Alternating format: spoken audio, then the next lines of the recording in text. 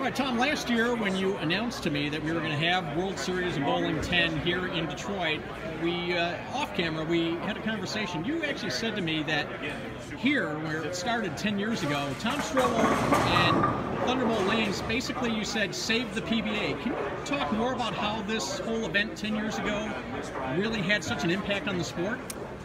Well, the World Series of Bowling's had a huge impact in a lot of different ways, but I think when I'm talking about saving it is we had, economic realities hitting us pretty hard at the time, and this was right after a recession, and we had to fill a season full on television and had production costs and operational costs that were not matching up with our budget. And so we created the World Series of Bowling to be in one location and to save on our production expenses largely, and to save money for our players as well in travel and also in our operations and running tournaments. And so to be able to do multiple events in one location really saved us a lot of money, made us a viable business. But the key is it was great events. It wasn't just taped shows. It wasn't just, it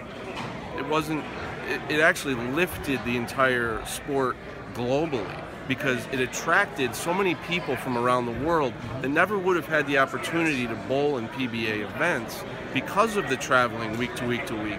Knowing that they could come to one location and compete for multiple titles attracted the best bowlers in the world. And what it created was more personalities, more character, champions from everywhere. It made people in other countries aware of the PBA and that their players could reach a higher level.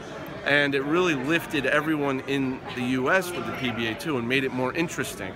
So a lot of those things all work together. It also helped us from a media perspective.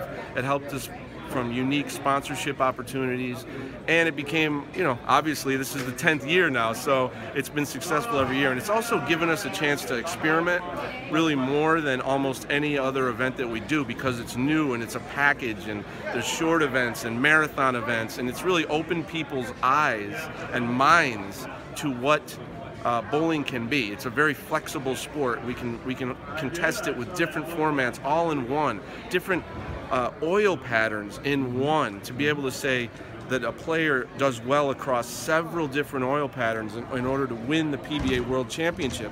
That was completely radical and new back then when we did it. So all of these things have come from the World Series of Bowling, and if we didn't have a great home and a place that had such a vast concourse and great lanes and great fans and an arena like this where we can do great television and great media for our digital partners, it doesn't work.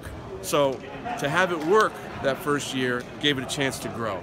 And now here we are 10 years later, and this has been just an incredible week. Yeah, well, it's just, bowling is just exciting, and the PBA is exciting. And when players all get together for an event like this and the action is so quick and so hot, we've got great conditions that create, mystery.